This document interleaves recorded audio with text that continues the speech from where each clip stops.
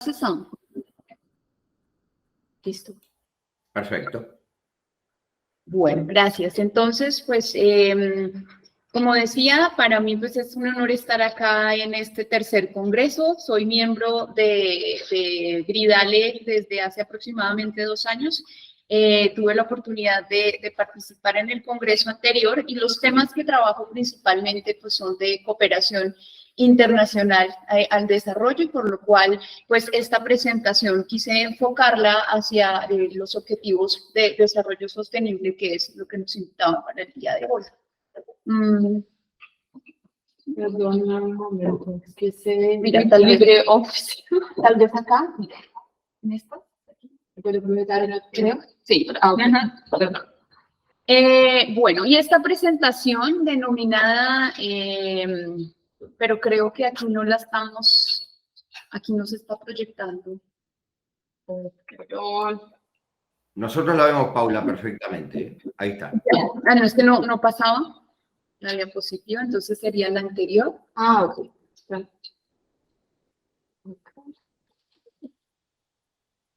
Ahí está la diapositiva 3. Sería la 2. Entonces tienes que dejarla de compartir en modo completo, así se ve mejor. Ok. Sí.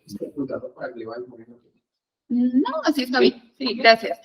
Bueno, disculpen. Entonces, bueno, les compartía que este tema, pues, denominado la Agencia de la Cooperación al Desarrollo, pues, ha sido también el resultado, pues, de algunos años de reflexión y de funcionamiento del sistema internacional, de sus instrumentos y de los actores, y pues también al que se ha ido sumando análisis alrededor de la integración y cuáles son los retos de la gobernanza desde las relaciones internacionales, que es el campo en el que principalmente me muevo. Y por esta razón, pues a lo largo de mi presentación voy a abordar pues estas problemáticas y pues sucintamente, por el tiempo que tenemos, voy a abordar esta hoja de ruta, por así decirlo. En primer lugar, pues voy a hablar de cómo va América Latina en términos generales frente al cumplimiento de los objetivos de desarrollo sostenible, y frente a eso, cómo entran las dinámicas de cooperación a ser parte de ese cumplimiento, de los avances que se puedan tener en los próximos años. En segundo punto, pues lo voy a centrar, cuando hablamos de cooperación internacional al desarrollo, pues es algo muy amplio, por lo cual pues me voy a centrar principalmente a hablar de la cooperación sur-sur, que es una modalidad en la cual América Latina pues ha venido teniendo un desarrollo destacado. Y como práctica política, pues voy a analizar el caso de Brasil, Chile, Colombia y México. Obviamente, digamos, no lo voy a hacer a profundidad, pero voy a tocar algunos temas generales de estos. Brasil y Colombia fueron principalmente los temas de mi tesis doctoral, entonces conozco a profundidad el caso de estos dos países. Y México y Chile, pues también los incluí en el estudio. Uno, porque de aquí pues van a salir futuras investigaciones, y dos, porque estos también son considerados como los mayores socios de la región en materia de cooperación sur-sur. Y la tercera parte, pues ya para reflexionar como a manera también de cerrar la presentación, cuál es el rol de las instituciones en la consolidación de ideas que se orientan a el fortalecimiento de una identidad colectiva. Sobre cuál es el lugar que ocupa la región dentro de esa arquitectura de la cooperación para el desarrollo.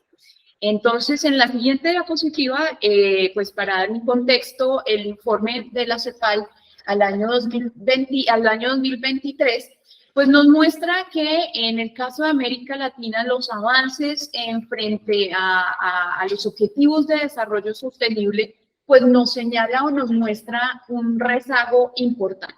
Rezagos principalmente en aquellos objetivos que son apremiantes para la región, ¿no? Entonces, el objetivo 1, fin de la pobreza, el objetivo 11, que habla sobre ciudades y sobre comunidades sostenibles, el objetivo 13, que es acción para el clima, y 16, que es el objetivo que habla de paz, justicia e instituciones sólidas. En estos 4 objetivos principalmente, entonces, pues hay un mayor rezago de los países de la región frente a otras regiones y en este sentido, pues hay instituciones regionales, por ejemplo, como en el caso de la CEPAL, como en el caso de instancias de diálogo, como es la Secretaría General Iberoamericana, pues se hace un llamado a los estados para fortalecer instrumentos de integración, así como mecanismos de cooperación para que podamos coordinar iniciativas encaminadas a su cumplimiento. En términos generales, esta gráfica lo que nos muestra es o recoge los datos del Índice de Objetivos de Desarrollo Sostenible que fue propuesto en el año 2019 por el Centro de Objetivos de Desarrollo Sostenible para América Latina, que tiene sede en la Universidad de los Andes en Colombia, en el que participan otras instituciones, tanto públicas como privadas.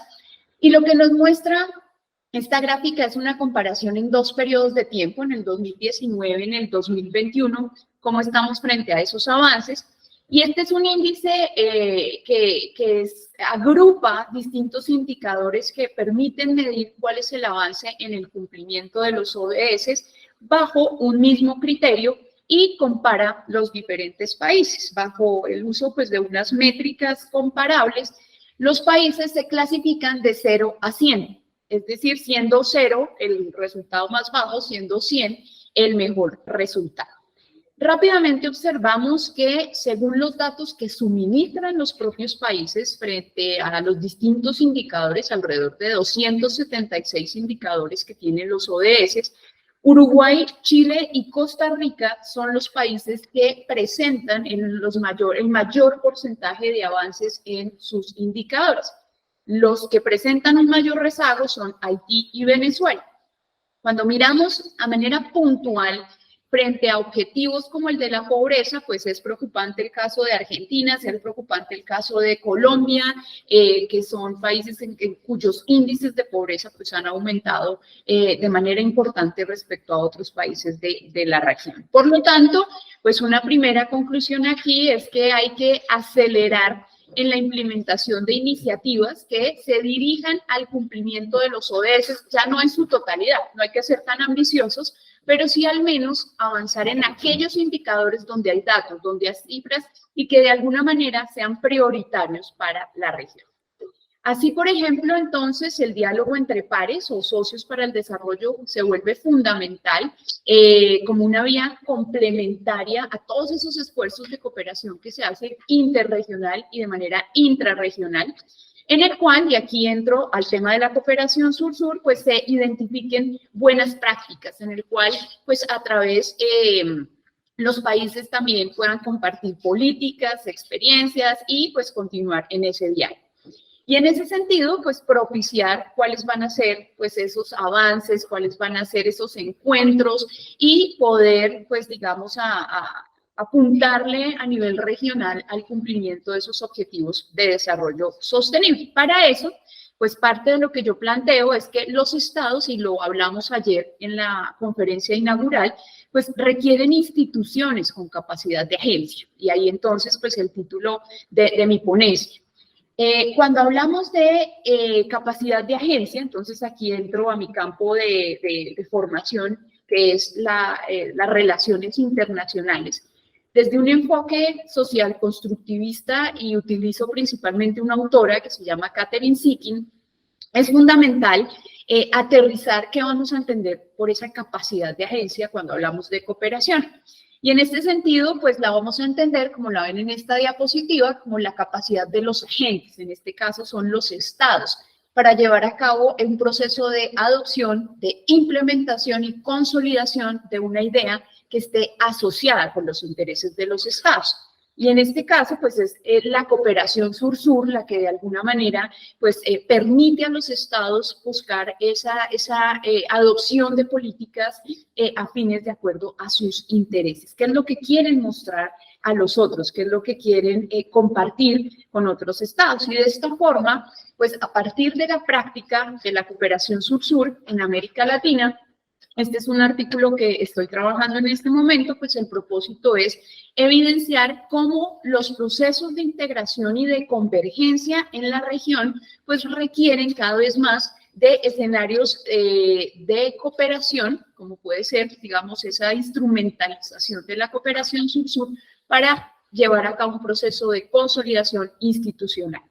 Desde el constructivismo social, entonces, las instituciones se van a entender como unas estructuras organizacionales dentro de las cuales, pues, tiene que haber un conjunto de reglas, tienen que haber unas condiciones a través de las cuales se orientan las acciones tanto colectivas como sociales de esos agentes, acá utilizando, pues, distintas definiciones de autores constructivistas. Y bajo este precepto, entonces, lo que vamos a empezar a observar es cómo se da una relación constitutiva entre esas estructuras o instituciones y los agentes, y cómo de alguna manera se moldean mutuamente esa capacidad de agencia que pueden tener esos agentes.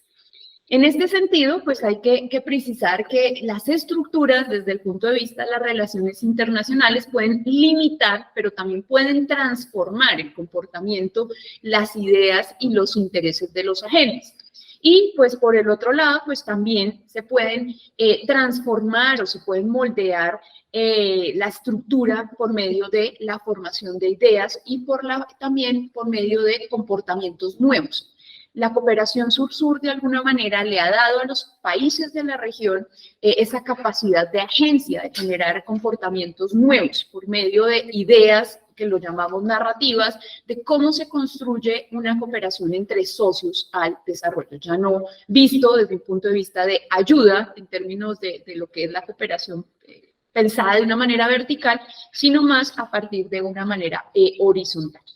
En ese sentido, pues estudiarlo de esta manera y de esta forma, pues nos ayuda también a entender pues esos vaivenes políticos en los que se mueve nuestra región, de cómo esos cambios ideológicos tienden también a moldear o a transformar esas estructuras, y pues bajo esta modalidad la región ha construido marcos de gobernanza regional. Esa es, digamos, un poco la hipótesis que se maneja en términos generales, una gobernanza regional donde la cooperación sur-sur pues ha permitido construir paulatinamente unas normas que facilitan ese intercambio de ideas, de experiencias, de políticas públicas, de estrategias de desarrollo y de conocimiento.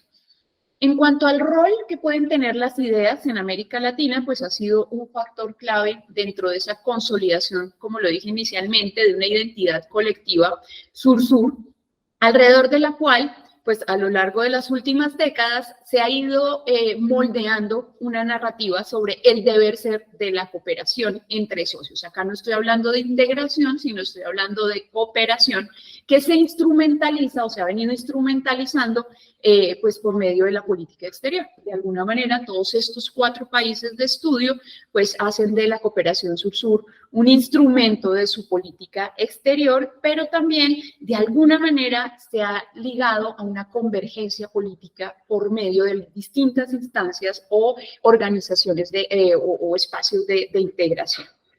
De esta forma, entonces, pues la pregunta que formulo es en alguna medida cómo la formación de estructuras organizacionales para el manejo de la cooperación internacional al desarrollo en los países de América Latina le dan forma a la gobernanza regional de la cooperación sur-sur en América Latina.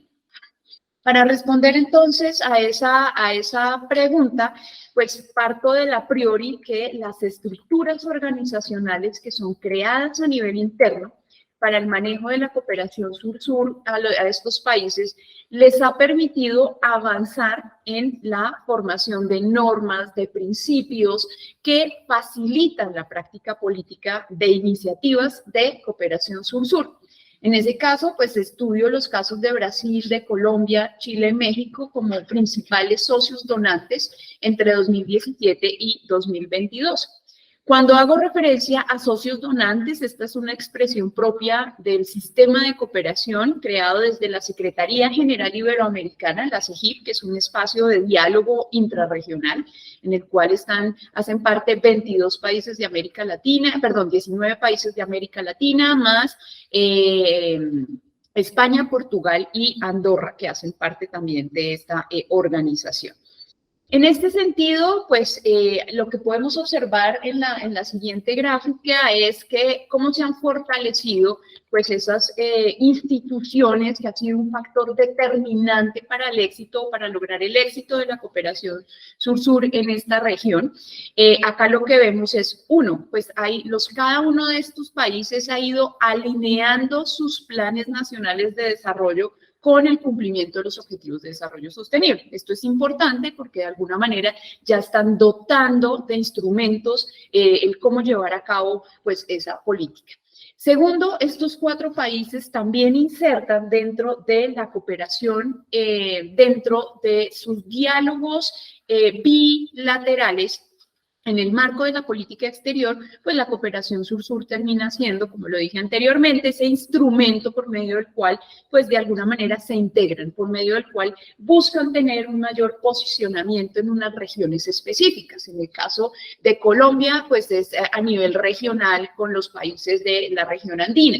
En el caso de México es con los países de Mesoamérica. En el caso de Brasil, pues vemos una fuerte influencia o manejo de su cooperación sur hacia África, principalmente hacia los PALOC, pero también en América Latina, en Sudamérica, quiere tener una presencia importante. Y en el caso de Chile, pues cada vez más quiere jugar un rol importante en Sudamérica. Entonces, de alguna manera, sí hay un componente estratégico por medio del cual se necesita tanto el alineamiento con el Ministerio de Relaciones Exteriores, pero también todos estos países cuentan con la creación de agencias de cooperación que se encargan de apoyar y acompañar ese trabajo, digamos, político de sus ministerios de Relaciones Exteriores, pero desde un punto de vista más técnico. Estas agencias son técnicas y por lo tanto, pues su capacidad de acción va más relacionada hacia una gestión orientada a resultados, siguiendo unos lineamientos de política exterior.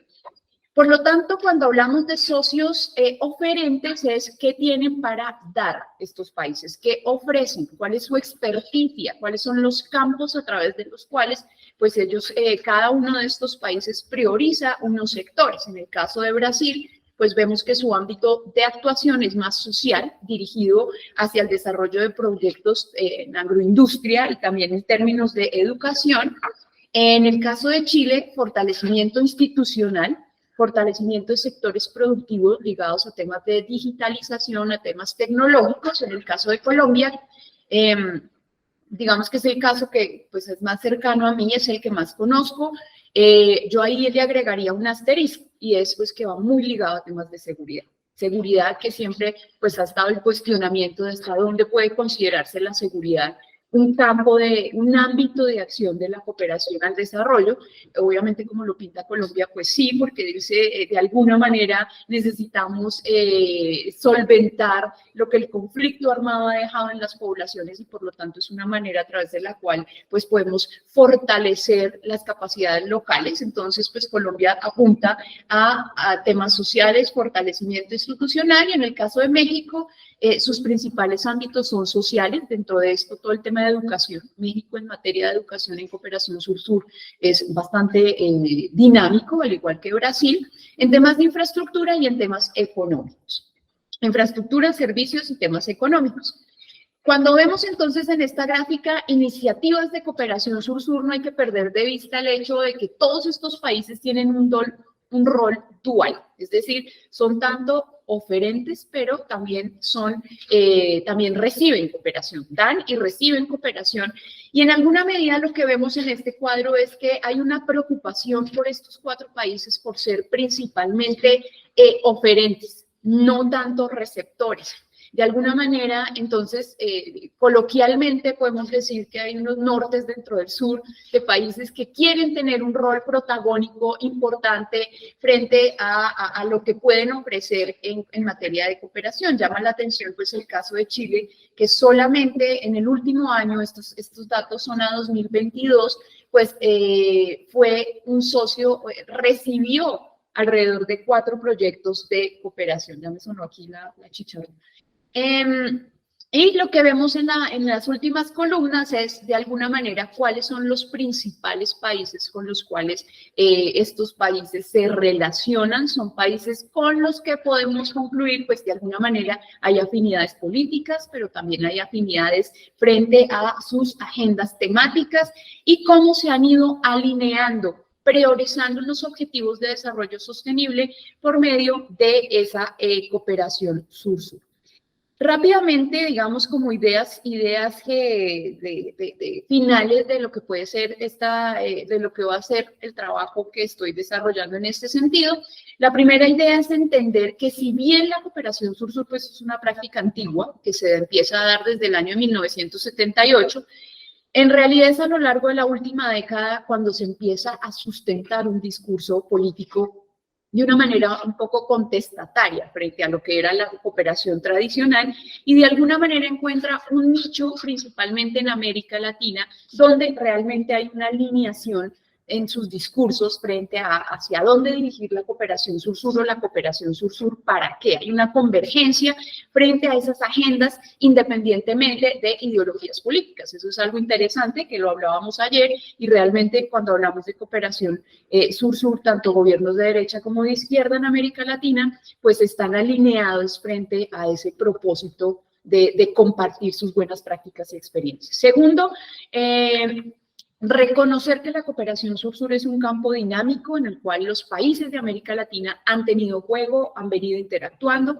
Aquí me gusta citar mucho una frase que no es originaria de la hoy secretaria de Relaciones Exteriores, Alicia Bárcena, sino que es más del profesor Boaventura de Sousa, y es que en realidad alrededor de la cooperación sur-sur lo que se ha venido viendo es que no hay país lo suficientemente chico que no tenga nada que enseñarle a otros, ni países lo suficientemente grandes que no tengan nada que aprender de otros. Entonces, digamos que frente a eso, los países de la región pues tienen algún impacto y tienen mucho que enseñar y dar a otros.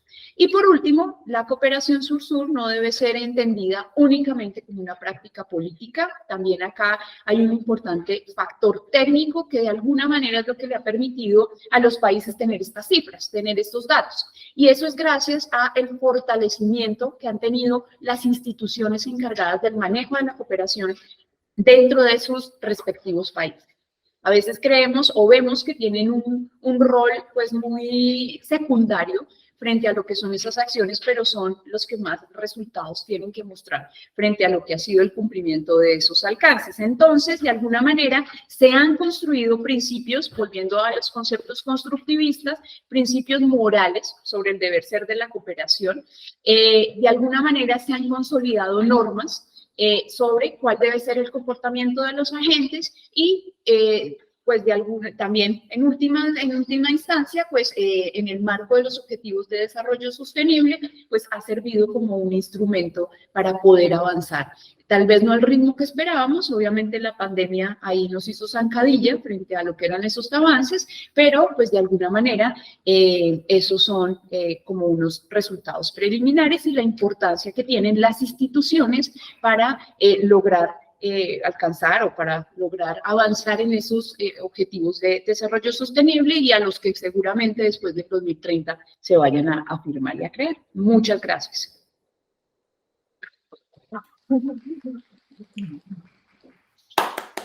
Gracias, profesora Paula, muy amable. Bueno, continuando con el orden de las exposiciones, le damos paso al profesor Santos López Leiva, de la Universidad Autónoma de Baja California, Campus Tijuana, México. La ponencia del profesor Leiva se titula Avances y barreras de América para el cumplimiento de los objetivos del desarrollo sostenible, el objetivo 8. Es decir, seguimos en la misma sintonía con lo que venía exponiendo la profesora Paula. Profesor Leiva, un gusto en saludarlo. El gusto es para mí. Muchas gracias por invitarme a esta interesante presentación. Muy bien. Ahí está. Lo siento que estoy teniendo un poco de dificultad para cambiar los slides. Pero, ¿así lo ven o no? ¿Sí lo ven? Sí, Sí, se ve perfectamente. Muy bien.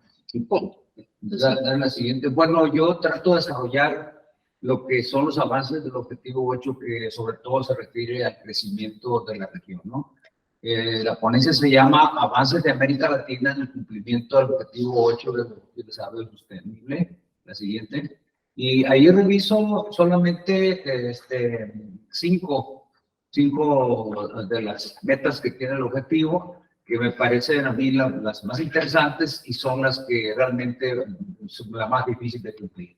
Entonces no las voy a leer ahora cada una de las metas porque las voy a ir revisando una por una. La siguiente. La meta 8.1, que se refiere al crecimiento de la economía, al crecimiento económico, y se anuncia de la manera siguiente: mantener el crecimiento económico per cápita de conformidad con las circunstancias nacionales y, en particular, un crecimiento del Producto Interno Bruto de al menos 7% anual en los países menos adelantados. La siguiente, al revisar las estadísticas, ahí presento hasta el 2021, en las primeras dos columnas, que es la tasa de crecimiento del PIB mundial, está el mundial y América Latina, ¿no? Está el crecimiento del PIB. Entonces, en los 21 años de que va del siglo XXI, la tasa mundial, la tasa promedio de crecimiento mundial es de 2.92%, casi 3%, y América Latina ha crecido al 2.31%. Ahí vemos que la tasa promedio de América Latina está en desventaja con respecto a la tasa de crecimiento del promedio mundial, es decir, venimos creciendo a una tasa menor que lo hace la economía mundial. Pero si nos vamos a la tasa de crecimiento del producto per cápita, ahí también hay un déficit, que la tasa mundial en los 21 años es 1.62% de crecimiento del PIB per cápita, y América Latina alcanza el 1.19. También ahí se ve un déficit. La siguiente. Ahí está por países, no la voy a revisar por países por cuestión de tiempo, pero el país que más creció fue Perú. Sin embargo, con las últimas circunstancias, pues dudo que siga creciendo al mismo ritmo. Hay países que crecieron muy poco, como el caso de Argentina, que apenas lo hizo al 1.8, es decir, por debajo del promedio de la región, y el PIB per cápita a 0.79, es decir, un crecimiento muy lento para un país grande como Argentina. En cambio, Perú lo hizo a tasa del 4.4 y 3.26 el PIB per cápita. La siguiente. Y ahí presento dos líneas, ¿verdad? Para ver cuál es la dinámica del crecimiento, la línea roja del crecimiento de América Latina. Se puede observar que América Latina antes de 2014, aprovechando el auge de los commodities, tanto precios como demanda de commodities, creció por encima de la economía mundial. Entonces América Latina realmente tuvo un crecimiento muy importante antes de 2014. Sin embargo, de 2014 para adelante vemos en la línea roja que el crecimiento de América Latina bajó, incluso estuvo muy por debajo del crecimiento de la economía mundial, y más fuerte estuvo durante la pandemia. Es decir, donde pegó más fuerte la pandemia, si lo revisamos por regiones, fue en nuestra región. La siguiente. Y ahí presento cómo se dio en la pandemia, cómo la pandemia pegó a las regiones. Y ahí el menos 6.8 es América Latina y el Caribe. Es decir, vemos que la pandemia, donde se agudizó los efectos en la economía, fue precisamente en nuestra región. Son cifras de la CEPAL 2021. La siguiente. Ese es con respecto a la meta 8.1, es decir, la meta de crecimiento, que como lo vemos, pues esta meta no se va a cumplir. Pues. Aún cuando la propia CEPAL y el organismo que mencionaba Paula dice que va en el sentido correcto, pero no se va a cumplir, ¿no? La meta 8.2 es el empleo productivo y trabajo decente. Es lograr niveles más elevados de productividad económica mediante la diversificación, la modernización tecnológica y la innovación, entre otras cosas, centrándose en los sectores de gran valor añadido y un uso intensivo de la mano de obra. En esta meta se concuerda o se pega al objetivo 9 de innovación, y que es el objetivo que tiene el más bajo crecimiento, es decir, el objetivo de menor cumplimiento es precisamente el objetivo 9, después sigue el objetivo 8, y esta meta se presenta incluso, como dice la CEPAL, que dicen los Centros Coordinadores de los Objetivos del Desarrollo, es una meta en retroceso. O O sea, porque a partir del 2014, la productividad del trabajo en América Latina ha disminuido, es decir, no ha crecido al mismo no es que haya disminuido, pero no ha crecido al mismo ritmo que lo hace la economía mundial. Entonces, la gran desventaja del continente en el aspecto mundial, la economía mundial, es la productividad del trabajo. Es decir, el trabajo no agrega el mismo valor que agrega en otras economías. La siguiente. Y ahí lo vemos. Por ejemplo, América Latina solo pudo tener una productividad del 0.48. Ahí se ve la media durante todo el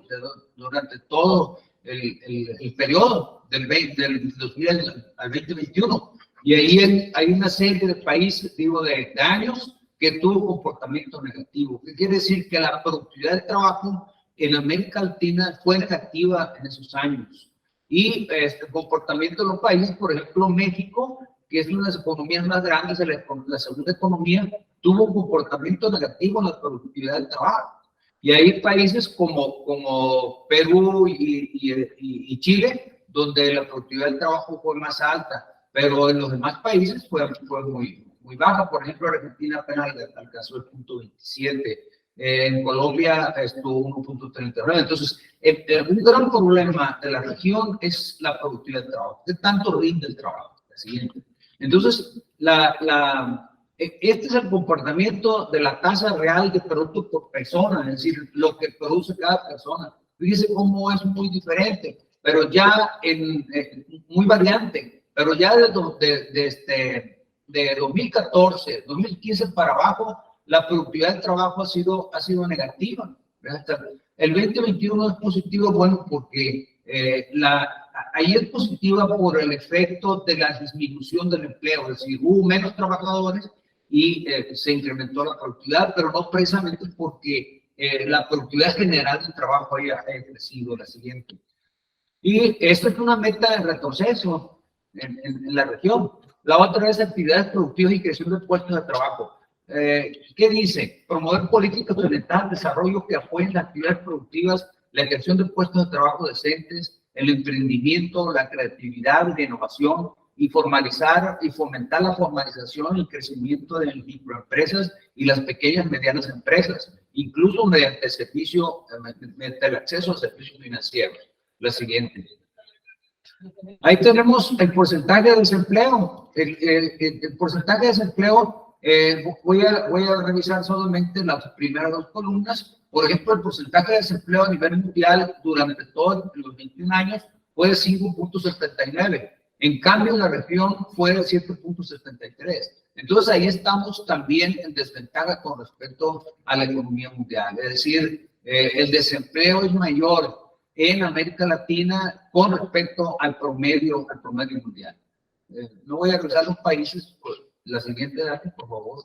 Y ahí tenemos una gráfica donde se presentan el desempleo a nivel mundo, que es la línea azul, ahí es el comportamiento azul, y el desempleo en América Latina, que es la línea roja. Siempre vemos que el desempleo de América Latina es más alto que en el mundo, y se acentúa después de la pandemia. Es decir, el desempleo de la pandemia fue mucho más alto, en la región. La siguiente. Es una meta también que no se va a cumplir, aun cuando señalan que va en la dirección correcta, pero no se puede cumplir.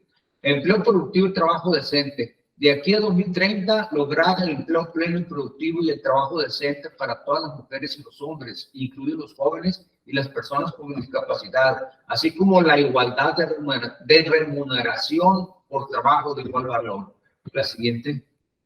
Ahí tenemos las tasas de desempleo por rango de edad. Así se dividieron en tres rangos: los mayores de 15 años, que son en general, y los mayores de 25 años y entre 15 y 24 años. Si nosotros vemos solamente los mayores de 15 años, que es prácticamente toda la población, vemos que el mayor desempleo está entre las mujeres. ¿Sí? Fíjense que la tasa de 9.46, el desempleo es alto entre las mujeres. Si lo vamos a mayores de 25 años, sigue siendo el mayor desempleo entre las mujeres, y sigue siendo América 5.56 en total, y el caso de las mujeres 6.81. Y entre los 15 y 24 años, ese es donde está el mayor problema. Fíjense, ser mujer y estar entre 15 y 24 años tiene una probabilidad del 19.7 por estar desempleada, ¿verdad? Entonces es un alto desempleo. La siguiente. La meta 8, que es trabajo y estudio y capacitación de los jóvenes, 8.6. De aquí a 2020, reducir considerablemente la proporción de jóvenes que no están empleados y no cursan estudios ni reciben capacitación, como se les ha llamado en México, los niños, reducir los niños, o sea, que estudian y trabajan, ¿no? Adelante. Ahí vemos, ahí en esta tabla, es el porcentaje de los hermanos que no están empleados, no cursan estudios ni reciben capacitación. Ahí lo vamos a hombres y mujeres, y ahí la tabla muestra que el 28.5% de mujer no está empleada, ni estudia, ni recibe capacitación. Entonces, dentro de ese grupo, pues es muy, muy fuerte el caso de la mujer que no está ni estudia, ni emplea, ni capacitación. La siguiente.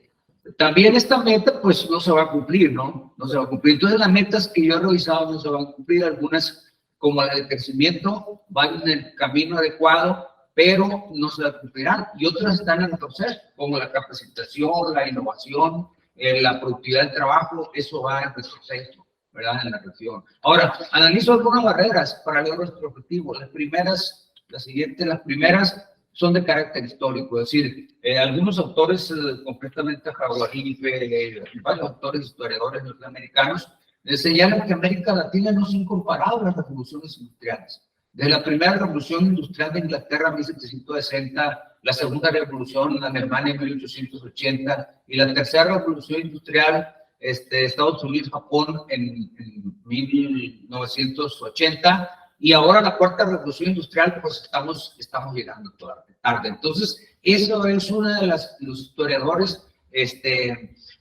señalan que es una de las causas por las cuales América Latina se encuentra en un continente en vías de desarrollo. La siguiente.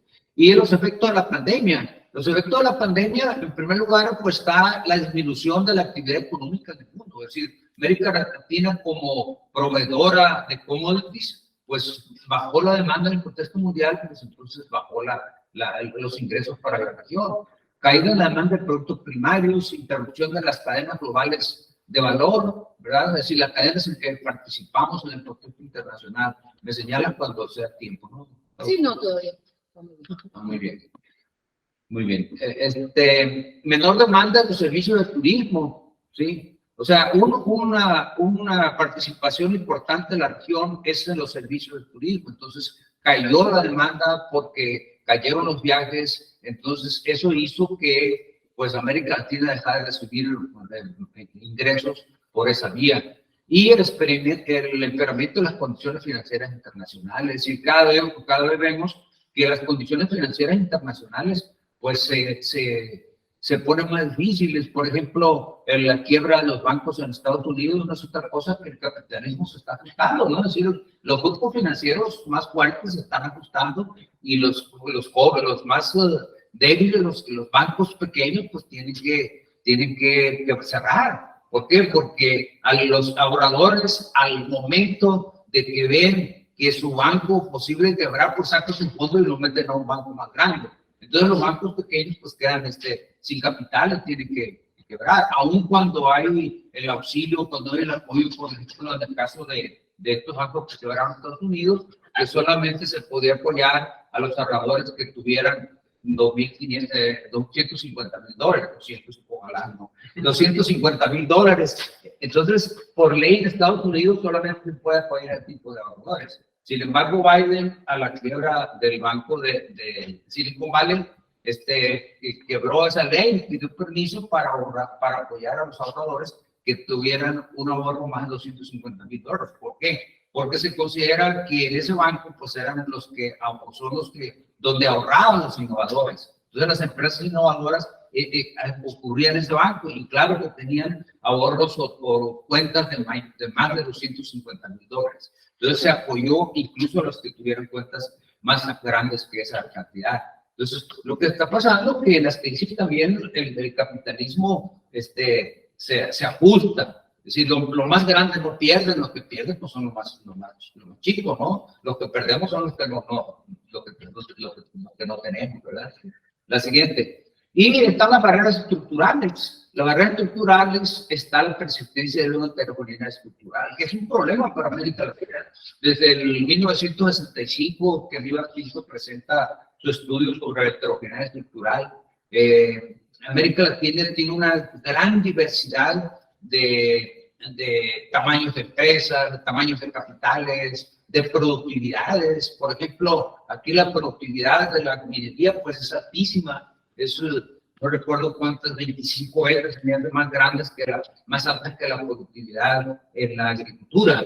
Entonces, la productividad de la minería en América Latina es igual a la productividad internacional. ¿Por qué? Porque generalmente son grupos extranjeros que están explotando las minas en América Latina. Entonces, tienen una alta productividad, ¿verdad? No así los grupos agrícolas, que no tienen productividad más baja. Entonces, la heterogeneidad estructural es un problema para América Latina. Es decir, aquí encuentran grandes capitales, pero vean la calle también, ¿sí? Entonces, es una gran diversidad. La mala distribución del ingreso, que viene a ser parte de lo mismo. Es decir, hay personas que tienen altos ingresos, pero hay personas que tienen muy bajos ingresos. 5 minutos, muy bien.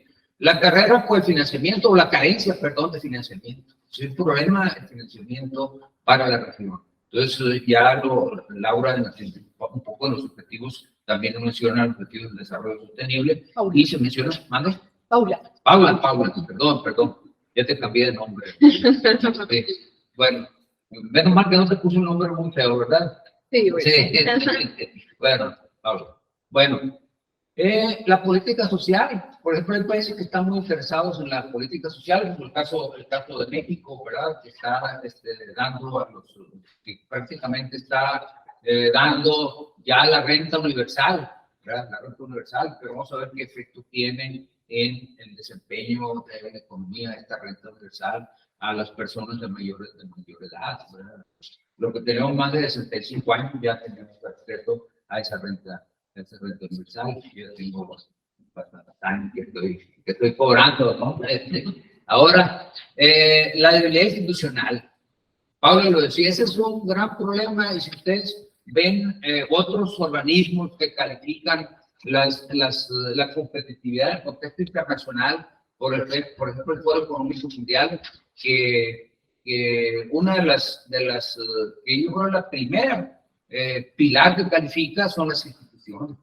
Vemos la debilidad, cómo califica las instituciones de América Latina para la competitividad internacional. Esas son las barreras estructurales que presenta la región, que cada una por sí pues representa un tema de discusión, ¿no? La siguiente. Y pues muchas gracias por su atención, ¿eh?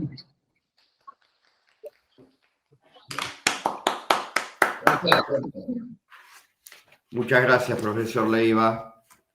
Agradecemos mucho su exposición y su participación. Vamos a dar paso al profesor Jonathan Badillo Reguera, de la Universidad de La Salle, en México. Su ponencia se titula Repensar la integración productiva en el relanzamiento del Mercosur 2023, mecanismo histórico en la reducción de asimetrías estructurales. Profesor Jonathan, sí, buenos días, ¿cómo está usted?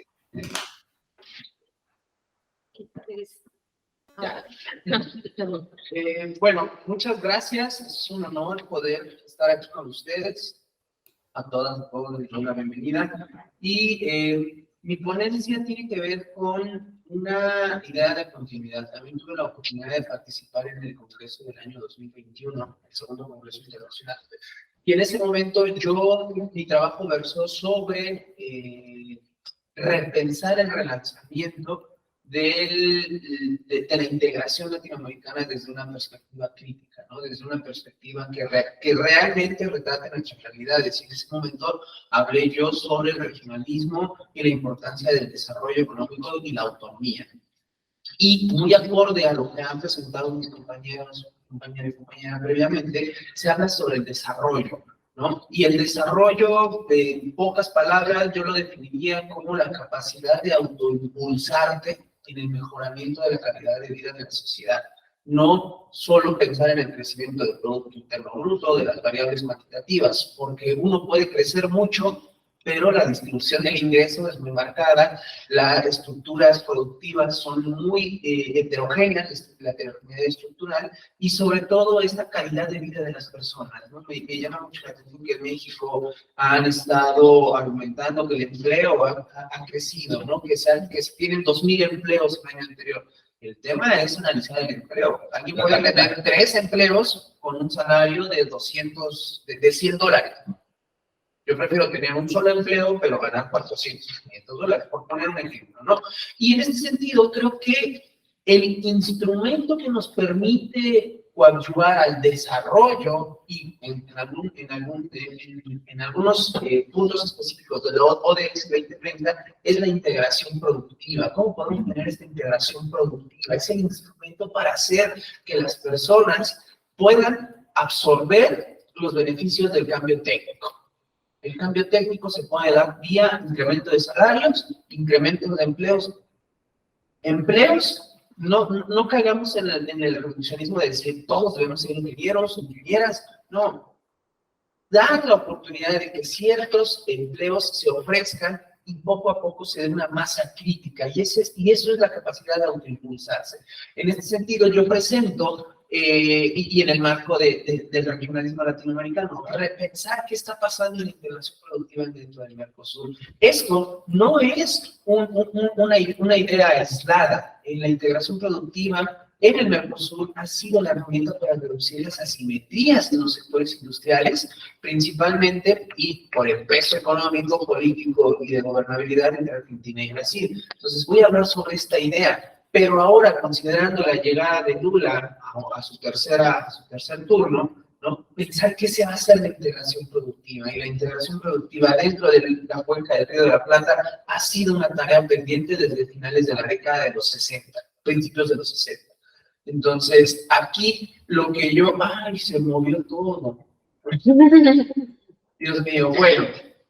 Aquí lo que yo les estoy presentando, la integración productiva ha sido un instrumento histórico. Podemos hacer el primer rastreo de la idea de armonizar los sistemas industriales entre Argentina y Brasil en la cumbre de Uruguayana. ¿Qué era la cumbre de Uruguayana? Prácticamente reconocer que en cada una de las fronteras de Argentina y Brasil se estaba desarrollando un sistema industrial desarrollista nacional. Es decir, se buscaba la autonomía en la economía y en la política, y tratar de coincidir estos dos modelos de desarrollo económico con la idea de reducir la asimetría. Tenemos ciertamente que mencionar que en este periodo se vivía la posguerra, y en Brasil se dio un pragmatismo, ¿no? Se dio el yo quiero industrializarme, pero tampoco quiero ser yo esta idea de entrar a la guerra. Brasil nunca se declara dentro de la Segunda Guerra Mundial. ¿Con qué? Hegemónicamente y geopolíticamente por las relaciones con los Estados Unidos. En este caso, los argentinos fueron más, los argentinos fueron los pragmatismos y Brasil fueron el neutralismo. Uno dijeron no entre y demás, pero dentro de esta idea buscaban que su modelo de desarrollo se concatenara, ¿no? Se tenían mayores niveles de autonomía en cuestiones políticas, y las alianzas lograron mayores niveles de negociación entre los presidentes de ese entonces, que eran, aquí lo tengo, en un segundo, tenían la idea de generar esta armonización, ¿ok? Y aquí hay que mencionarlo, también el Tratado de Uruguayana intentó ser, si no un contrapeso, al menos un pronunciamiento de la operación panamericana, es decir, la idea de que Estados Unidos quería construir una zona de libre comercio desde Canadá hasta Argentina. Y aceptar esto habría sido la pérdida de la autonomía y pérdida de políticas económicas. ¿ok?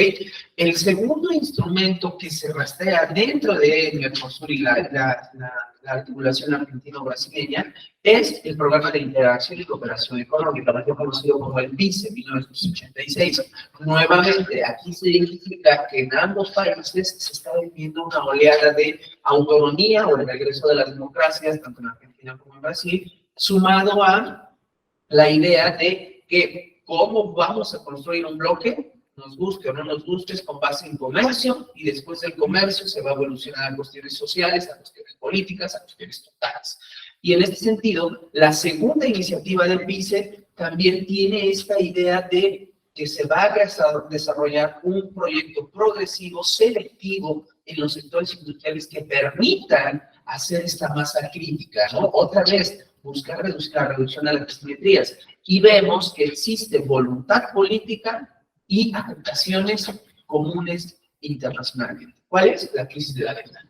La crisis de la deuda en 1980 evidenció la fragilidad del financiamiento que se había hecho del desarrollo a décadas previas, y aquí es cuando se habla, o toma mucha importancia, las ideas de Carlos Puig o Elio Guaribe, ¿no? De la integración autonómica, en donde si sufrimos elementos negativos generales del contexto internacional, es muy diferente ir a negociar entre 1 o 2 que llegar 5 o 6 ante los bancos, ¿no? O las cuestiones que nos afectan. También vivíamos esta nueva idea de la expansión comercial y la nueva modernización tecnológica. Se nos acercaba a la década de los 90, el nuevo mundo, el nuevo vivir, entender que se venía una realidad diferente. Entonces, esta articulación entre Argentina y Brasil se dio cuenta de ello, ¿no? Y además, hay que mencionarlo, la nueva década o lo que se venía visualizando a finales de la década de los 80 era un mundo unipolar. Es decir, el fin de la Guerra Fría, conflicto Rusia, bueno, URSS, Estados Unidos, socialismo, capitalismo. Entonces, Argentina y Brasil estaban proyectándose en qué se va a hacer a partir de la década de los 90. Esto sería el contexto. Pero lo interesante, para saber qué es integración productiva, yo me di a la tarea de identificar cuáles fueron los sectores económicos que se consideraban estratégicos en cada uno de estos de estas iniciativas, tanto en la década de los 60 como en la década de los 80. Y podemos identificar que hay una continuidad. En el eje, en el primer renglón está la Uruguayana, en el segundo los protocolos sectoriales del PICE y la continuidad que se da. Y no es de sorprenderse que en las primeras dos columnas haya recursos naturales, porque es lo que más abastece en nuestra región. Sin embargo, también podemos identificar que el sector automotriz desde la década de los 60 ya era importante. Pero hay que mencionarlo, hoy día en el Mercosur y en ese entonces el sector industrial de automotriz no pertenece a sector público o no tiene injerencia. Tiene que ver con cadenas globales de valor, que hoy se llaman cadenas globales de valor y en su momento era simple tratos bilaterales con las empresas. Ahora bien, este es el contexto histórico. Repensar la integración productiva en el Mercosur con la idea de la llegada de los gobiernos progresistas o la marea rosa entre 2003 y 2016 fue benéfico en el entendido de que se plantearon nuevas formas de relanzar la integración para el Mercosur, Argentina y Brasil. Tenemos el ejemplo del Mercosur inclusivo, el Mercosur productivo, regionalismo poshegemónico, postneoliberal, ¿ok? Y yo me siento teóricamente en este apartado, en la integración productiva, donde nuevamente la integración productiva se busca como herramienta para reducir las asimetrías y lograr ese anhelo de desarrollo económico y para mejorar la calidad de vida de la sociedad.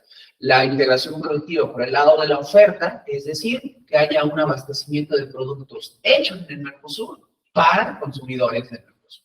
Por el lado de la demanda, para construir cosas del Mercosur se necesitarán insumos, ¿okay? Y la idea, tanto en Uruguayana como en el PICE, y sobre todo a partir del nuevo Mercosur 2003-2015, es la idea de crear cadenas productivas regionales. Cadenas productivas regionales que traten de hacerle contrapeso a las cadenas globales de valor. Es decir, las primeras son dirigidas por el Estado y las segundas por los agentes internacionales, ¿no? Entonces, el objetivo es reducción de asimetrías productivas, es decir, tratar de empatar los sistemas industriales. Y en ese sentido, el nuevo programa o la nueva idea de relanzar la integración productiva se da en el año 2008 con el programa de integración productiva. No lo voy a aburrir, no lo voy a hablar, pero ahí están los objetivos del lado izquierdo y sobre todo las estrategias, porque muchas veces las cosas se quedan en el discurso. La estrategia es cómo llevar a cabo esta política pública. Estrategias horizontales y verticales. Para rápido, la estrategia horizontal es cuando se dan cuenta de que existen sectores productivos en ambas partes en ambas fronteras, pero no tienen la capacidad de liderarse. Entonces es el Estado el que las coordina y se apoyan mutuamente. Una estrategia vertical de arriba hacia abajo es cuando se encuentra una empresa líder. Pondré el ejemplo de Embraer en Brasil. Embraer en su momento fue la empresa líder del sector aeronáutico y a partir de la estructura y el apoyo, los sectores aeronáuticos, tanto de Argentina, Brasil, Argentina, Uruguay y Paraguay, trataban de insertarse y participar en la cadena de producción de Embraer. Aquí, lo que yo tomo como caso de estudio es un trabajo que hace la doctora Mercedes Boto, y ella se da la tarea de saber cuáles fueron los sectores estratégicos que se consideraron en el 2008 para coadyuvar a esta nueva integración productiva. Y nuevamente, podemos darnos cuenta que existen sectores de materias primas, ¿no? Como puede ser gas, petróleo, y a la vez madera y muebles, que podríamos decirlo que son de menor nivel tecnológico, y los de mayor desarrollo tecnológico es el aeronáutico y el naval, ¿no? Pero, hay que decirlo, en Brasil esos sectores están en gran medida protegidos o liderados por los militares. Entonces, eso también es importante. Una vez que yo conozco este texto, me doy a la tarea de buscar las estadísticas para saber qué tanto avance se tuvo en los sectores que se eligieron. Y es a continuación lo que yo hago. Demuestro si existió o no esta integración productiva, demuestro o busco identificar si se redujeron las asimetrías y sobre todo si se incrementó el comercio intrarregional. Sin embargo, lo que podemos ver es una tendencia desde 1995 hasta el 2008 que hago el corte. Bueno, lo tengo que haber hecho en 2016, ¿no? Porque se acaba la corriente progresista, la oleada rosa con el engagement deal. Pero ha sido una constante. El comercio extrarregional es el que ha dominado con un promedio de más del 80%. El comercio intrarregional, es decir, lo que se hace dentro del Mercosur, no supera el 20%. Ahora bien, si este mismo comercio lo divido en tipos de productos, es evidente que los productos agropecuarios, los productos como la soja o la carne en su momento son los que liderean junto con el petróleo. Las mercancías a partir de manufacturas son marginales en comparación de los montos que extraen. Ahora bien, yo me doy a la tarea de diseccionar aún más niveles tecnológicos de las exportaciones que hacen Mercosur fuera de la región y evidentemente podemos darnos cuenta que la línea roja o la superior son exportaciones basadas en recursos naturales. Lo que le sigue son manufacturas de tecnología media. Es decir, entre estos dos se tiene más del 70 o 80% de las exportaciones, donde realmente el sector de las manufacturas de tecnología media es el sector automotriz. Otra vez, algo que no lidera la integración productiva dentro del Mercosur. Y interesantemente, el sector automotriz en el Mercosur es lo que hace México para América del Norte, abastecer de autos a Estados Unidos, pero aquí lo que se hace es las negociaciones entre los sectores automotrices es con el gobierno brasileño y con el gobierno argentino. No hay una vinculación y abastecen a la región del sur. Otro elemento interesante, ¿quiénes son los principales socios del Mercosur en el periodo analizado? Es muy determinante e interesante ver cómo Estados Unidos en algún momento, o bueno, América del Norte era el principal socio. Con la iniciación o la irrupción de China en el sistema internacional, China hoy día continúa siendo como el principal socio del Mercosur. Algo interesante a destacar ahí es cómo solo la comunidad andina es la que tiene es la que tiene la relación con el Mercosur, pero es otra vez marginal, menos del 5%. Lo que sigue es, ahora bien, que ya caracterice cuál es el comercio, cuáles son los socios, identifico cuáles son los sectores que se dieron a la tarea de meter dentro de la integración productiva y podernos darnos cuenta que este comercio extrarregional, solo lo que es el comercio con petróleo, es lo que se exporta más. El comercio interno de los sectores que se habían buscado, maderas, barcos, aeronaves o semillas, no juntan ni el 10-11%.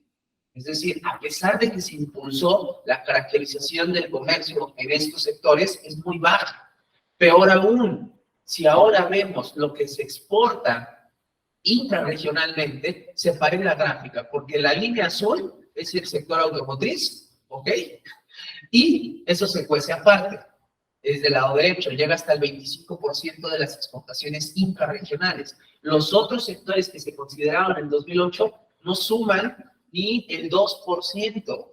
O sea, la integración productiva repensando en sectores estratégicos no se ve esa potencialidad. Y no es lo mismo hacer carros, ya sea ensamblarlos, que promover la idea de muebles, maderas o juguetes. Lo mismo, la clasificación de las exportaciones dentro del Mercosur con base en la tecnología. Otra vez, aquí es el gran problema del desarrollo, no del Mercosur, sino de América Latina. La tecnología alta no se desarrolla, ¿ok? La clasificación de las exportaciones intrarregionales. Nuevamente, las manufacturas del sector automotriz es la mayor tecnología que se hace, pero esa tecnología no se puede diversificar a sueldos, no se puede diversificar a que en algún día se tenga un sistema de navegación autónomo creado en Argentina o en Brasil, porque esas cosas son importaciones de alta tecnología, principalmente de Asia. Ahora, hay algo a lo que yo nunca digo, pero se tiene que mencionar, soy economista. Entonces, dentro de las cadenas globales de valor, hay una cosa para evaluar cuáles son los sectores que se están en que hay eslabones productivos internacionales, y se usa el índice Global Oil. Es decir, este índice entre 0 y 1 te permite ver cuáles son los sectores económicos o manufactureros de mayor integración a esas cadenas globales de valor. Pongo el caso de Brasil con China y el Brasil con Estados Unidos para saber cuáles son los sectores más vinculados a países desarrollados. Y es evidente que en ambos casos, el primero es China y el segundo Estados Unidos, Brasil está vinculado principalmente a sectores primarios, ¿ok? Petróleos y refinados, caucho y sintético con China, y se ve su evolución 2003, 2015, 2022, y con Estados Unidos es lo mismo. Son carnes, es manufacturas, de muy bajo contenido. Y aún así, la irrupción de Brasil en cadenas globales de valor, el promedio general no supera el 0,30% para, bueno, el mejor año 2022, el 30%, de un índice de 0 a 10, y para Estados Unidos lo mismo. Entonces yo me di a la tarea de saber cuáles son los encadenamientos dentro de este índice en cadenas globales de valor o participación entre Argentina y Brasil, y aquí se los presento. Es muy interesante y es evidente que Brasil es un país o tiene un sector industrial más desarrollado respecto a Argentina. Y vemos cuáles son, en rojo, estos sectores que para mí son de importancia por el alto desarrollo y contenido tecnológico que se puede dar entre Argentina y Brasil. Digo, este primer análisis lo hice en el 2015 y ya hablaba de farmacéuticos y medicinas, ¿no? Es un área de oportunidad. El otro es el aeronaves, Embraer otra vez con todas las luces y sombras, y barcos y embarcaciones. Por el lado de Argentina hacia Brasil, principalmente vemos que uno de los encadenamientos con mayor contenido tecnológico es el sector del comercio, otra vez. Pero esto no es realmente donde el gobierno puede tener injerencias. Identificar cuáles son los encadenamientos o sectores nos permitiría ver este tipo de índices. Ahora bien, ¿cuál es la vinculación que yo veo entre los tres grandes ejemplos de integración productiva y las continuidades? El primero es el sector automotriz, ha estado desde la década de los 60 hasta hoy día, pero esos son cadenas globales de valor dirigidas por empresas transnacionales y una dinámica de mercado. Caso contrario, o el que yo me gustaría hacer hasta un postdoctorado a larga distancia para identificar eso, el sector aeronáutico en su momento con Embraer fue una locura. Hablaban de iguales con Boeing, con Airbus, con estas grandes compañías inglesas o estadounidenses como Bombardier en Canadá, ¿no? Ahora, lo que está demostrando este cuadro es que dentro del Mercosur existe un conflicto entre creación de cadenas regionales productivas y cadenas globales de valor. Y es eso lo que se debería estar pensando para la próxima periodo de integración productiva de estos gobiernos que pueden coadyuvar a que la integración sea más hacia el desarrollo de las personas. Lo último que pongo aquí es básicamente que Argentina y Brasil siguen con una heterogeneidad estructural. Siguen exportando materias primas e importando manufacturas. 2015 no cambia nada en el 2016, se siguen importando TICs, se sigue exportando más soya para el caso de Brasil. Argentina es lo mismo, sino más marcado. 2015, 2022 sigue exportando materia prima. Y por esto cierro, en el Mercosur ocurre lo mismo. El Mercosur tiene mayor exportaciones de materias primas, semillas, de soja, minerales, carne. Y importan otra vez maquinaria que sirve para llevar a cabo sus procesos de industrialización. Es decir, necesitaríamos identificar a partir del 2023, con esta nueva idea de los gobiernos, qué se va a hacer de integración productiva, donde esto que presentó es el piso, ya no se inicia eso. Entonces, eso invito a la noticia. Gracias. No. Bueno, gracias, profesor. Damos paso a la exposición de la profesora María Gabriela Ramos Barrera, del Instituto Politécnico Gran Colombiano de Colombia. En la misma sintonía, Gabriela va a exponer sobre Latinoamérica en las cadenas globales de valor, el rol de los acuerdos comerciales regionales como fomento para la transferencia tecnológica. Gabriela, un gusto saludarte. Te escuchamos. Bueno, mucho gusto. Para los que no conozco, mi nombre es María Gabriela Ramos. Yo trabajo acá en el Politécnico Gran Colombiano. No los pude acompañar en esta oportunidad presencial, pero bueno, espero que por acá igual podamos estar comunicando. Yo les voy a hablar sobre en un tema bastante relacionado con la presentación anterior y creo que me voy a atrever a decir que se pueden complementar algunas cositas que se venían conversando. Les voy a hablar sobre Latinoamérica en las cadenas globales de valor, pero con un énfasis particular en cómo la profundidad de los acuerdos comerciales regionales han fomentado la transferencia tecnológica. Si quieres, pones la siguiente, por favor. Y si me ayudas, como tiene animación, las pasas completas, todavía otro poco más. Y hasta ahí, ok. Entonces, ¿qué es lo que sucede? Lo que yo evidencio es que en efecto es necesario o han aumentado las cadenas de valor a nivel global y pues la región forma parte de estos procesos de incremento o esto que ha venido transformando pues el mundo. Las fábricas han cambiado, ahora producen a través de las fronteras internacionales y esto ha brindado que regiones como las nuestras, en donde hay, tenemos ingresos más bajos comparados con el resto del mundo, pues tenemos ahora oportunidades para insertarnos dentro de un comercio internacional mediante cadenas de valor. Es decir, no tenemos que partir de una producción en cero para poder insertarnos en el comercio, sino que podemos hacer parte pues, de estas cadenas y eso, por supuesto, nos facilita la visibilidad de nuestra producción hacia afuera. En ese orden de ideas, entonces, hay una internacionalización que se está dando a través de la fragmentación. Esto quiere decir entonces que estamos generando una transferencia no solo de inversiones, sino también del saber hacer. O sea, estamos generando una transferencia de conocimientos mediante estas cadenas de valor. Por supuesto, esto se hace con el rol protagónico de las empresas multinacionales, parte de lo que mencionaban previamente. Porque son estas empresas, el 86% del comercio internacional es transado por empresas multinacionales. Por lo tanto, estas empresas van a tener un rol muy importante al ser las que transfieren el conocimiento, las que transfieren este saber hacer a lo largo de las cadenas. Y por lo tanto, si hay esa transferencia de conocimiento y por ende transferencia de tecnología, pues hay un incremento de los procesos de aprendizaje a través del comercio. Sin embargo, el problema que presenta esta cadena de valor es que en la medida que yo haga producción fragmentada, pues voy a elevar los costos. ¿Por qué? Porque cada vez que transfiera mi producto, envíe mi producto hacia otra frontera para continuar con su proceso, pues puedo estar aumentando los costos a través del pago de nuevos aranceles. Entonces, en esa medida, sí puedo hacer una reasignación de los factores de producción generando comercio intraindustrial, como se mencionaba en la ponencia anterior.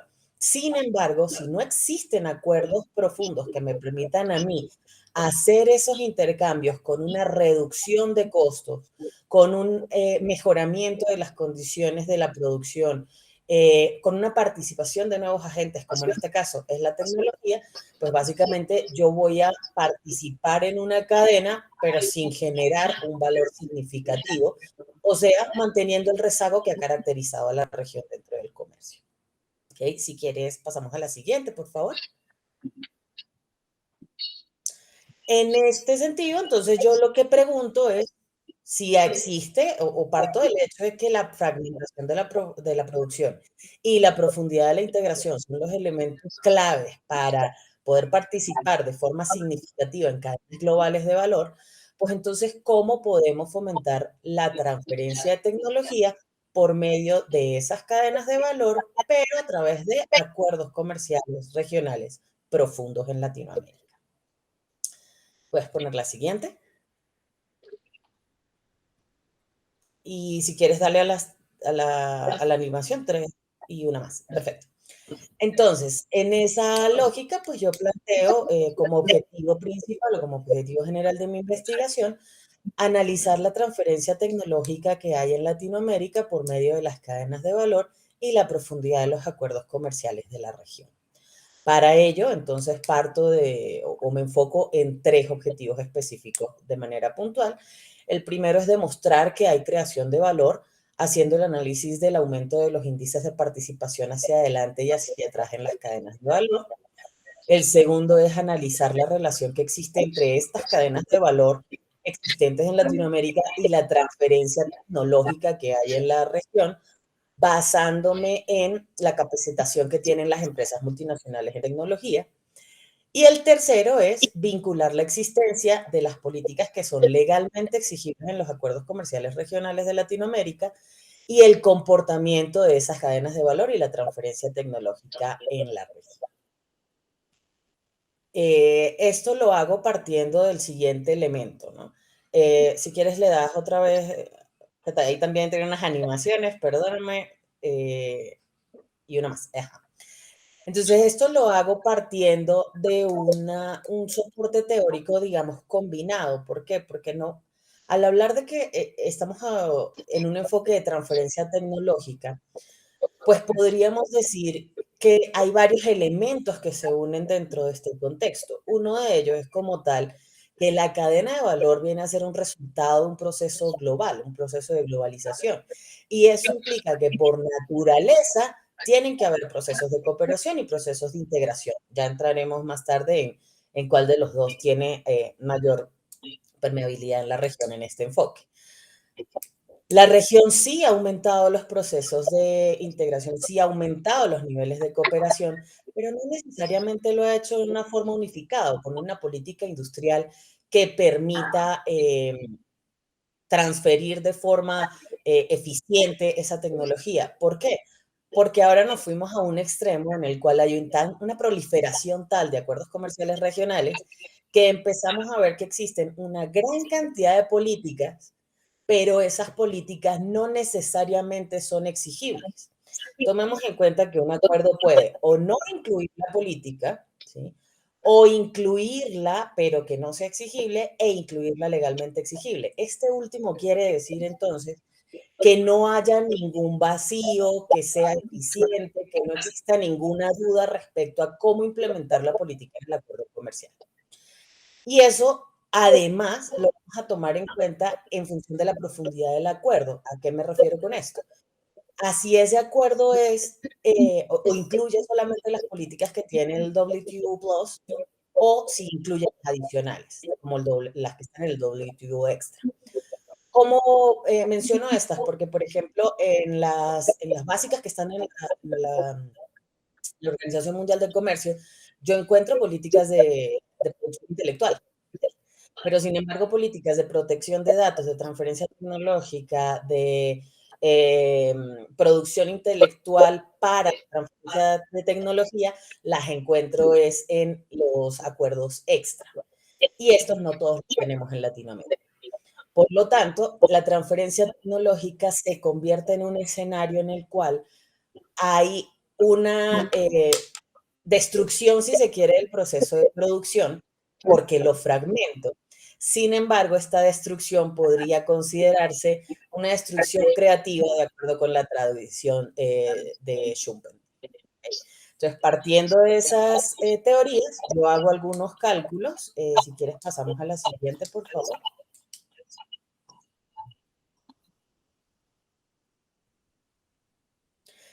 Y en los cálculos que hago, pues entonces estimo las cadenas de valor, pero a través de los indicadores de participación, ya hacia atrás y hacia adelante. Esto me permite hacer una continuidad de la cadena. Cuando yo hablo de la participación hacia atrás, entonces estoy hablando de cómo nosotros en Latinoamérica tomamos el valor que viene del extranjero, lo incorporamos dentro de nuestros procesos de producción y luego lo exportamos, haciendo así una cadena en donde el valor viene desde atrás. Y cuando hablo de la participación hacia adelante, pues entonces es el valor que nosotros creamos, que exportamos en nuestra producción y que otros socios comerciales luego lo reexportan dentro de sus procesos. Eso entonces lo tomo desde el 95 hasta el 2018, perdón, y tomo en cuenta los valores del TIVA, de la OCDE, las estadísticas de la OCDE, y pues por condiciones de disponibilidad de datos, estudio los casos de Argentina, Brasil, Chile, Colombia, Costa Rica, México y Perú. Y para hacer una comparación puntual con la transferencia tecnológica, entonces hago uso de las encuestas empresariales que tiene el Banco Mundial. Estas encuestas muestran el uso de tecnología que hay en las empresas multinacionales. Para el caso de Argentina, Chile, Colombia y Perú, utilizo la última disponible, que es de 2017. Desafortunadamente para Brasil, Costa Rica y México solamente está disponible la última del 2010. Sin embargo, pues para robustecer un poco la investigación, lo que hice fue una diferencia de medias entre este resultado y la última disponible, que era de 2005. Y al ver que no había una diferencia de medias significativa, se considera que el comportamiento es estándar a la fecha. Si quieres, pones la siguiente. Entonces, partiendo de allí, lo primero que encuentro es que en efecto hay creación de valor en la región. O sea, sí estamos participando dentro de las cadenas globales. Lo que sucede es que nuestra participación tiene dos comportamientos. Si vemos la participación hacia atrás, o sea, ese valor que estamos incorporando de nuestras importaciones para reexportarlo, estamos actualmente en un estancamiento, si se quiere, y es lo que vemos después del 2008. Después de la caída, o sea, veníamos en un crecimiento, estábamos incorporando valor y reexportándolo, o sea, estábamos participando en la cadena de valor. Después de la crisis de 2008 quedamos básicamente estancados. Es decir, ese valor que está llegando a la región no lo estamos llevando a cadenas porque no lo estamos exportando, no lo estamos incorporando en nuestra producción de exportación, sino que se está quedando en la región, es decir, lo consumimos. Y aquel valor que nosotros estamos creando para exportar, que es la piecita azul que vemos allí, la participación hacia adelante, sí ha tenido un crecimiento, pero nuevamente ha sido un poco más, ha tenido una diferenciación en el comportamiento. ¿Okay? Luego de la crisis del 2008 volvimos a tener algún crecimiento en esa exportación de valor, pero sí vemos una tendencia a la baja a partir del 2011 y solamente llegamos a recuperarnos después de 2016. Por supuesto, todas estas cosas caen luego de la pandemia, razón por la cual pues hice la estimación hasta este punto para no tener esa difusión en la gráfica. ¿Qué vale la pena resaltar? Que si nosotros comparamos eso con la inversión que está llegando a la región, pues uno diría, o lo que normalmente dice la teoría, es que en la medida que aumenten las inversiones van a aumentar nuestras inserciones dentro de la cadena de valor. Pero si nosotros vemos el comportamiento de la región, sí aumentaron las inversiones producto de la proliferación de acuerdos, sobre todo los que se empezaron a redactar después del 2000, y hay un aumento en las inversiones extranjeras. Pero eso no se tradujo en una participación de las cadenas de valor sobre todo hacia atrás, es decir, todo ese valor que nosotros debíamos haber incorporado, que venía del extranjero, ese proceso de aprendizaje en realidad no lo trasladamos, sino que lo consumimos. ¿Okay? Es decir, estamos en la cadena de valor porque nos llega. Sin embargo, lo consumimos y no lo continuamos hacia adelante. Si quieres, pones la siguiente, por favor. Bien. Entonces, cuando vemos los indicadores de transferencia tecnológica de esta encuesta de empresas, vemos que aún mayor diferencias en la región.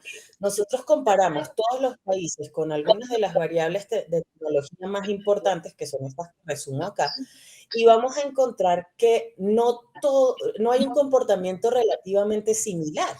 Entonces, por ejemplo, yo encuentro que Argentina puede tener, de hecho, o manifiestan sus empresas que tienen mayor nivel de nueva tecnología o que introducen modificaciones en los bienes y servicios, por ejemplo, en un 54%, mientras que en Brasil solo se hace en un 31%.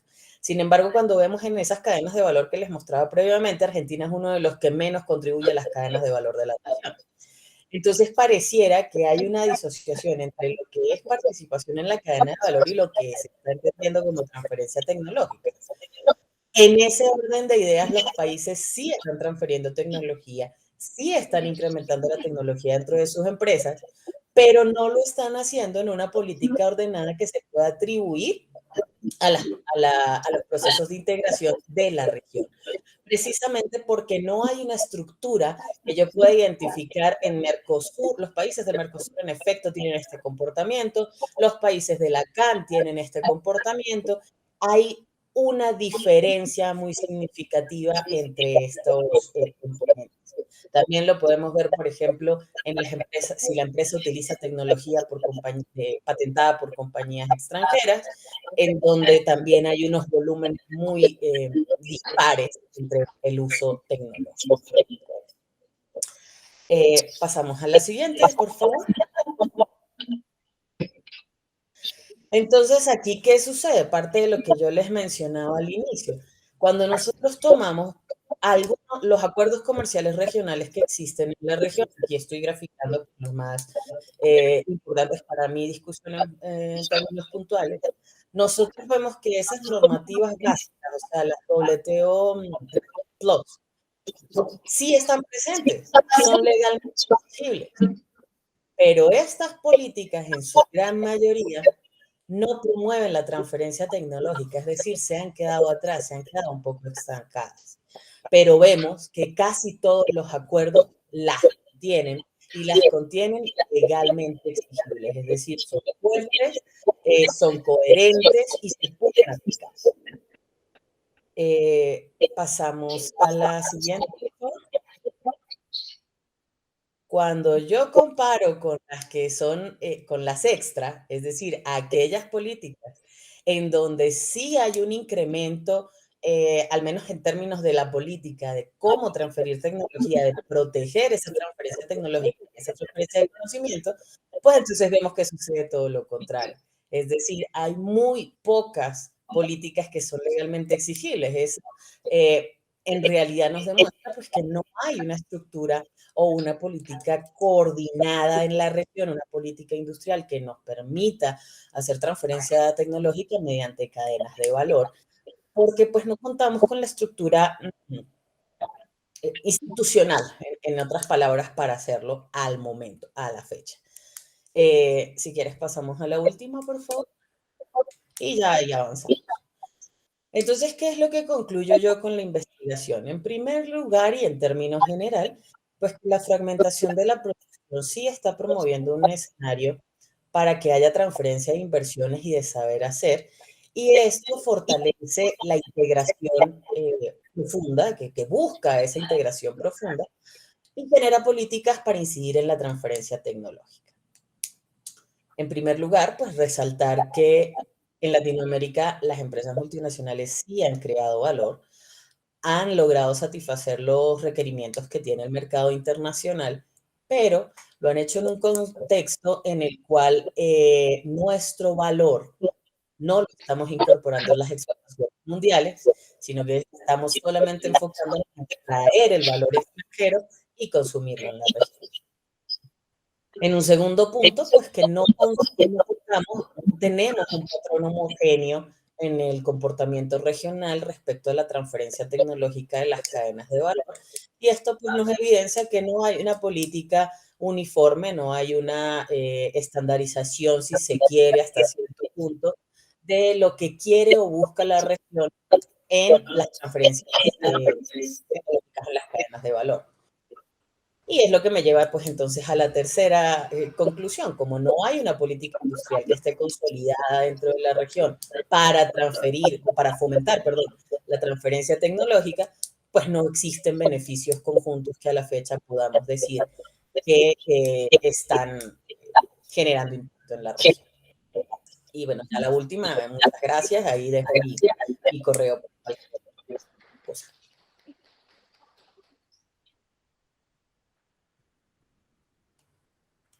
Bueno, María Gabriela, muy amable, muy clara la presentación. Si les parece, tomamos unos 10 minutos o 15 minutos para discusión de las ponencias. No sé si quieren esbozar una de las conclusiones. Damos inicio a un pequeño mini debate, unos 10, 15 minutos, y después hacemos un receso y retomamos con el resto de las ponencias. No sé si alguien quiere empezar o sacar alguna conclusión. Si quieren, yo doy el puntapié inicial y después ustedes se pliegan, como gusten. Aquí en el salón, de pronto alguien quiere señalar algo. Si hubiera alguna duda. Sí. ¿Cómo, pues, perdón? Roberto, si quieres hacer un comentario. Bueno, yo lo que he ido observando a manera de conclusiones, es decir, hay rasgos distintivos que son comunes a todas las ponencias que hemos escuchado. Todos hacemos hincapié, vamos a ver en las demás exposiciones, que el fenómeno de la pandemia lo que ha provocado es un retroceso y una reformulación de los procesos de integración. Desde todo el punto de vista, desde el punto de vista social, desde el punto de vista político, desde el punto de vista económico. Esto ha sido o ha resultado una especie de impacto fuerte que desnudó la heterogeneidad de los procesos de integración, las heterogeneidades productivas, y merece una reformulación, este impacto que ha tenido la pandemia, hacia adelante. Los elementos comunes que yo destaco son el elemento de la productividad del trabajo, el elemento de las conformaciones de cadenas de valor hacia atrás y hacia adelante, como dijo Gabriela, la falta de una industrialización concreta en los países que conforman los distintos bloques. Y bueno, estamos como en una reformulación de los procesos de integración, al punto tal que debemos preguntar, cuando observó puntualmente el caso del Mercosur y la reformulación del Mercosur, es seguimos profundizando hacia el logrado de la integración o hacia la profundidad de la integración, o si nos mantenemos en una instancia de cooperación más fuerte previa a la consolidación de los procesos de integración. Está claro que hay dos sectores que son fundamentales en esto y que a veces parecen contrapuestos, pero que merecen una actividad coordinada, que son los estados por un lado y las empresas, ya sea a nivel nacional o transnacional o internacional, por el otro. Creo o entiendo que acciones trabajando, por Dios, o individuales no ayudan a conformar o a consolidar las instancias de integración que tenemos en Latinoamérica.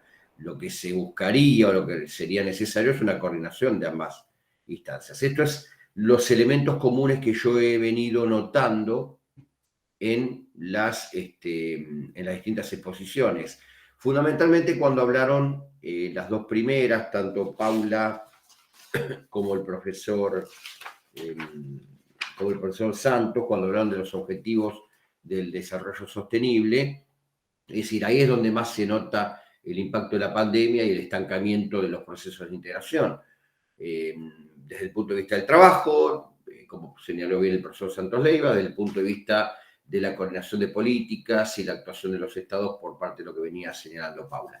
Me parece que un poco de lo que hemos visto hasta ahora está marcado por estos vectores o estos indicadores que son comunes a todos los procesos de integración en Latinoamérica. Y mantenemos la diferencia con los países industrializados o del norte de esta estructura económica heterogénea que tenemos nosotros en contraposición con las estructuras homogéneas y diversificadas que parecen tener los países industriales, que la han profundizado después con los efectos de la ya post-pandemia.